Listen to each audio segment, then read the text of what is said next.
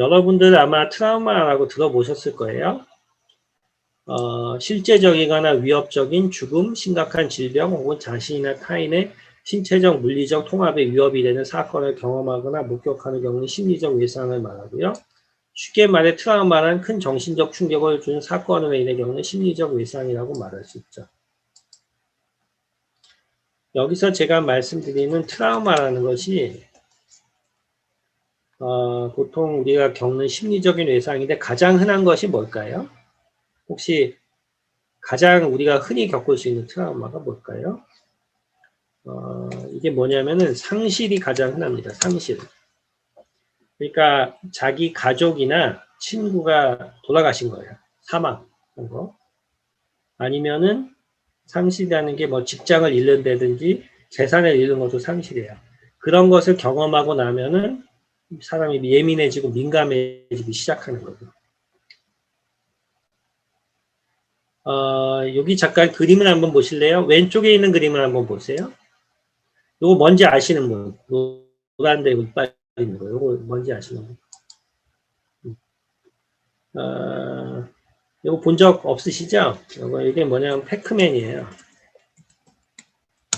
여러분들 아마 패크맨이라고 들어보신 분도 있을지 모르겠는데, 예전에 이렇게 게임기에 들어가 있는 거예요. 이렇게 게임이 요만한 이렇게 컴퓨터 게임에 이렇게 뿅뿅뿅뿅 하면은 이 패크맨이 왔다 갔다 하면서 과일을 잡아먹고 스테이지에 올라가는 그 게임인데, 요 게임 캐릭터를 가지고 축구공처럼 만들어서 1살에서 2살짜리 애한테 가지고 놀라고 주면 애들이 어떻게 할까요? 축구공같이 생긴 거를. 아주 어린 애들한테 갖고 놀아라 그러고 주면 어떻게 할까 애들이. 혹시 애기 엄마 있으세요? 요걸 갖고 놀라 그러면 애들이 울고 피해요. 왜 울고 피하냐면은 요 패크맨에 있는 요 이빨 때문에 그렇거든요. 뾰족뾰족한 거 이빨. 그래서 아이들이 요 이빨을 보면 무서워서 피하는데 얘가 요 이빨을 없애고 딱 입을 닫으면은 잘 갖고 놀아요. 그러니까 아이들은 태어날 때부터 요 뾰족뾰족한 이빨이 자기한테 해가 된다는 걸 알고 있어요. 오른쪽에 있는 그림을 보세요. 위에 뱀이 있고 아래 뱀이 있죠? 어떤 게 더 무서워요? 위에 거 아래 거? 위에 게 더 무섭죠? 위에 거는 머리가 삼각형으로 돼 있고 아래 건 머리가 동그랗게 돼 있죠. 아이들한테 이런 뱀을 주고서 모양을 주고서 갖고 놀려 그러면 애들이 대부분 다 동그란 뱀을 가지고 놀아요. 이 삼각형 뱀은 피하죠. 근데 삼각형 뱀이 대부분 독사예요. 그러니까 아이들은 실제로 이런 뱀을 본 적도 없는데 삼각형 뱀이 위험하다는 걸 알고 피하게 되는 거죠. 그러니까 여러분들 보면 뱀이나 쥐나 거미 같은 거 보면 무섭잖아요. 그러니까 사람은 태어나면서부터 그런 것에 대한 무서움을 가지고 태어나요. 이거는 그러니까 인류가 예전에 동굴에 살 때부터 이런 거에 대해서 아마 좀 피해를 입었고 그런 것 때문에 이제 우리 사람한테 내재화되어 있는 거예요. 그런 것도 있다는 거예요. 그래서 우리가 가진 트라우마는 여러 가지가 있는데 첫 번째는 경험하지 않았지만 선천적으로 가지고 있는 것이 있고요. 아까 뭐 쥐나 뱀 같은 거 무서워하는 것 같죠. 경험했지만 기억하지 못하는 것도 있어요. 아주 어릴 때 경험하면은 기억하지 못할 수도 있고 경험했지만 기억하는 것은 않을 수 있어요.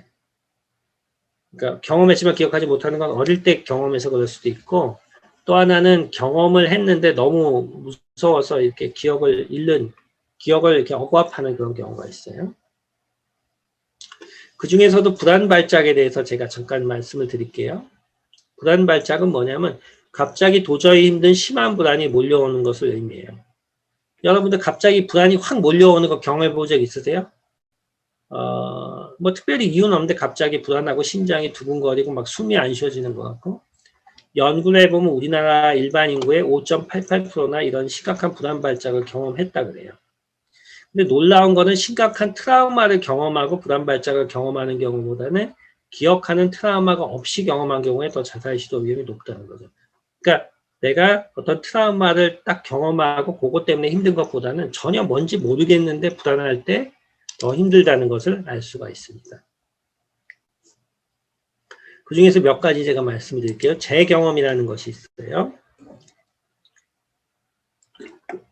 제 경험이라는 게 뭐냐면 과거 혹은 어린 시절의 부정적인 경험이나 정서, 갈등 상태의 감정을 이와 비슷한 상황에 처했을 때 무의식 중에 떠올리게 되는 현상을 말해요. 그러니까 어릴 때 경험한 거를 자기도 모르게 지금 다시 경험을 하는 거죠. 이런 것이 굉장히 많아요. 그 자라보고 놀란 가슴 소뚜껑 보고 놀란다 이런 말이 있죠. 그거랑 비슷합니다. 여러분들 오른쪽 아래에 있는 그림 한번 보실래요? 오른쪽 아래에 있는 그림. 여기 보면 네 가족이 아쿠아리움에 놀러 왔어요. 엄마 있고 아빠 있고 애 둘이 있죠. 여기 아쿠아리움에 보면 물고기가 이렇게 떠다니죠. 놀러 와가지고 이걸 보고 있는데 갑자기 여기 엄마가요. 이 아쿠아리움 유리창이 갈라지면서 물이 새고 그 다음에 여기 있는 물고기들이 자기한테 달려오는 것 같은 느낌이 드는 거예요. 그 자리에 주저앉았어요. 물론 아쿠아리움은 아무 문제가 없는데 본인만 그런 느낌을 가진 거예요. 그래서 응급실에 갔더니 아무 문제는 없어요, 몸에. 근데 그 다음부터는 아쿠아리움에 가기가 무섭고 또 운전할 때 옆에 강이 있거나 물이 있으면 운전하기도 무섭고 이런 현상이 생겼단 말이에요. 그래서 왜 이런 일이 생겼는지 가만히 이렇게 보니까 요분 아버님을 이제 만났는데 아버님이 얘기하시기로는 요 여성분이 두 살에서 세 살 때 계곡에 놀러 간 거예요. 계곡에 놀러 가가지고 놀다가 미끄러져 가지고 물에 둥둥둥둥 떠다닌 거예요. 물에 빠져가지고. 그래서 아버지하고 동네 주민들이 겨우 건졌어요. 그랬더니 그 다음부터는 이제 계곡에 가자 그러면 막 울고 안 가려고 그래요. 또 수영장 가자 그래도 안 가고 물가에 가자 그래도 안 가고 다 피하는 거죠. 무서우니까. 그러다가 지금 이런 일이 생긴 거죠. 그러니까 보면은 어릴 때 물에 대한 안 좋은 경험이 있는데 그것이 지금 이렇게 자기도 모르게 갑자기 발현되는 이런 경우들이 많아요. 그걸 제 경험이라고 하고요. 공포의 일반화라는 것이 있어요. 그래서 과거에 경험한 트라우마나 무서운 것 때문에 현재 일상적인 경험, 대인관계까지 위협하게 느끼는 거죠. 여러분들 틱이라는 거 혹시 들어본 적 있으세요? 틱? 아마 여기 많이 들어보셨죠? 틱이 뭐냐면은 이렇게 가만히 있으면서 소리를 내든지 꺽꺽 소리 내는 거야. 고개를 까딱까딱 하는 거. 이런 걸 틱이죠. 어린애들 많이 하죠. 근데 어린 시절에 틱 때문에 놀림을 받은 아이가 있단 말이에요. 틱 때문에 이제 뭐 학교에서 같은 반 애들이 막 따라한다든지 야단 맞고 이런 거죠. 그러면은 성인이 돼서도 사람들을 만나지 않고 피하는 거죠. 어린 시절에 틱을 놀린 친구하고 성인이 돼서 만나는 사람은 같지가 않은데 어린 시절의 경험 때문에 성인이 돼서도 사람들을 피하는 거. 이런 것이 공포의 일반화가 됩니다. 그러면은 우리가 이제 겪는 경험들, 어린 시절의 경험, 그 다음에 그런 경험들이 지금도 중요하고 서로 영향을 주는데 그렇게 우리를 그렇게 만드는 것 중에 중요한 게 뇌 신경 전달 물질이라는 게 있어요. 우리 머리 안에는 한 1000억 개 정도의 신경이 있고요. 신경과 신경 사이에는 전부 다 신경 전달 물질이 들어있어요. 그래서 도파민과 노르에피네프린, 세로토닌 같은 게 대표적이에요. 여러분들이 혹시 복용하고 계신 약물도 이러한 신경 전달 물질을 조절해주는 약물들이에요. 도파민을 봅시다.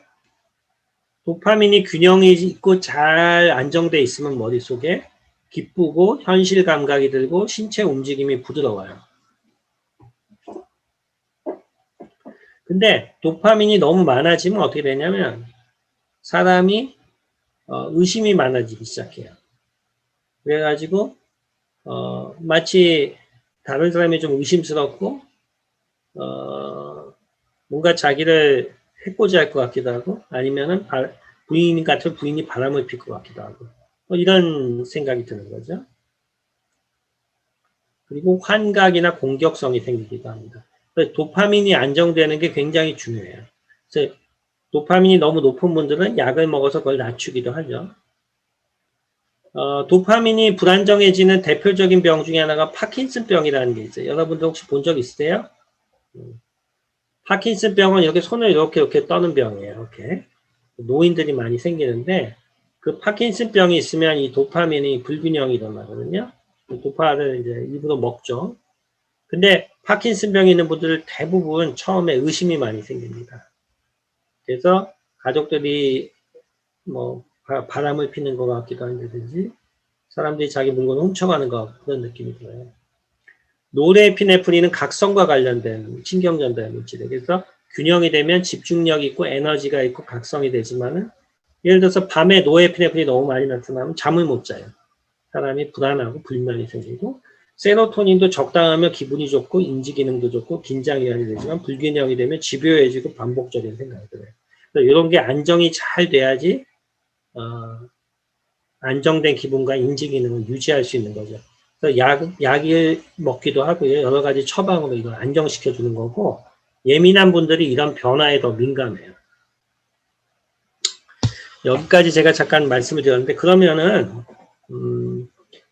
어린 시절에 아까 경험이 굉장히 중요하다 그랬는데 이 아기를 한번 봅시다. 아기가 이렇게 뭘 보고 있죠? 그리고 숟가락을 들고 손가락을 빨고 있어요. 이 아이의 머릿속에는 어떤 변화가 일어날까요? 이게 책에도 있는 그림인데 아이는 실제로 보고 있으면은 시각 중추가 활성화되고 빨고 있으면 빠는 것과 관련된 뇌가 활성화돼요. 그러니까 아이는 사실 성인과 마찬가지로 뇌의 여러 부분들이 다 이렇게 활동을 하고 있는 거죠.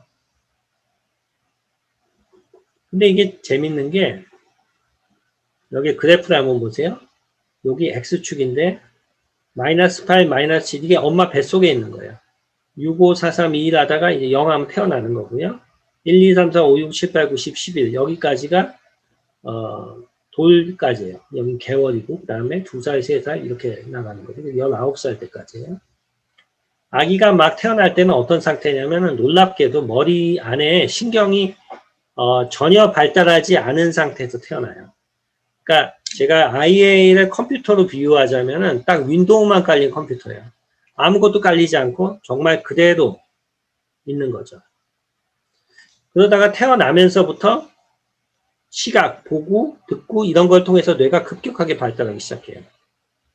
그러니까 태어나서 보고 들은 걸 통해서 뇌가 발달하는 거죠. 그래서 7, 8살이 되면 또 말을 하게 되고요. 언어신경이 발달하고 1살이 지나면은 고위인지기능이라고 해서 어떤 일을 계획하고 준비하고 실행하고 이런 기능이 발달하기 시작해요. 그럼 여러분들 여기 보면은 태어나서 1살 때까지 기억이 중요할까요? 중요하지 않을까요? 굉장히 중요해요. 태어나서 1살 때까지 경험과 기억이 그 사람의 평생을 좌우할 정도로 중요한 신경의 연결망을 만든다는 거죠. 근데 이때 잘 안 됐으면 어떻게 될까요? 나중에라도 이거를 잘 다시 바로잡도록 해야 되는 거죠. 제가 여기서 잠깐 말씀드릴게요. 그 중에서 중요한 게 안전기지와 적당한 좌절입니다. 자존심은 어릴 때 가장 중요한 근간이 형성이 돼요. 여기 보면 남극입니다. 남극이 어둡고 춥죠? 근데 여기 가운데 이글루가 있어요. 너무 추울 때 이글루 속으로 싹 들어가면은 따뜻하고 먹을 것도 있고 편안해집니다. 이런 것을 안전기지라고 해요. 그러니까 여러분들 보면 어떤 거예요? 그러니까, 그러니까 주로 엄마가 이 역할을 하게 돼요. 그러니까 평소에 무섭고 불안하다가도 엄마 옆으로 가면 편안해지잖아요. 그런 게 안전기지가 되는 거예요. 그래서 특히 어릴 때 중요한데 어머니나 아버지나 가족 중에 한 명 아니면은 이웃 주민들이라도 안전기지가 한 명은 있어야 돼요. 그러니까 그런 마음을 편안하게 둘 안전기지가 없으면은 어떻게 되냐면 굉장히 불안하고 세상이 무섭게 느껴집니다. 그럼 안전기지가 있다고 치면은 이게 굉장히 잘해주기만 하면 되냐? 그렇게 하면 안 되고 적당한 좌절이 있어야 됩니다. 적당한 좌절이라는 건 뭐냐면은 내가 하고 싶은 일을 다 하는 게 아니고 조금 못하게도 되고 또 열심히 하면 되게도 하고 그러니까 어느 정도 좌절을 경험해야지 잘 지내게 된다는 거죠. 그래서 안전기지와 적당한 좌절은 주로 어머니가 그 역할을 하게 되지만 다른 보호자의 경우도 가능한 거예요. 그래서 어린 시절의 경험과 부모와의 관계는 평생에 걸쳐 예민성을 줄이는데 아주 중요해요. 하지만 그런 관계를 형성하지 못했다고 좌절할 필요는 없고요. 좋은 기억을 통해서 과거를 극복하는 새로운 신경망을 형성할 수 있고, 하지만은 어린 시절에 이런 걸 잘 경험을 못한 분들은 편안하게 느끼는 사랑과 일을 찾는 충분한 시간과 노력이 필요하죠. 직업이나 배우자, 이성 친구, 좋아하는 책, 또 치료하는 의사가 이런 편안한 사람이라면은 굉장히 많이 도움이 될 수가 있는 그 안전기지를 새로 만드는 거예요.